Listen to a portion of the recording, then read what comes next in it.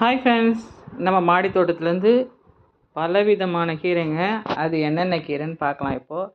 இது வந்து எகிப்து கீரை, இது பண்ணைக்கீரை, இது வந்து சாரணக்கீரை, இது வந்து புளிச்சக்கீரை, இது வந்து முளைக்கீரை.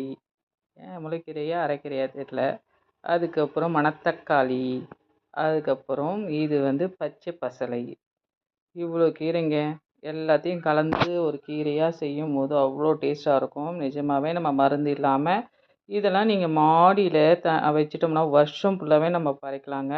என்கிட்ட ஒரு 12 வகை இன்னும் வந்து இதில் சிகப்பு பசலை, பொன்னாமணி கீரை, இது சிலோன் பசலை, முருங்கைக்கீரை, ஒரு 4 வகை கீரை இன்னும் ஆட் ஆகலைங்க. இதுவே நிறைய ஆயிடுச்சு. நம்ம வீட்டுக்கு தேவையான கீரைகள் மாடி தோட்டத்தில் நம்ம வருஷம் ஃபுல்லாமே நம்ம பைசா கொடுத்து வாங்க வேண்டிய வேலையே இல்லை.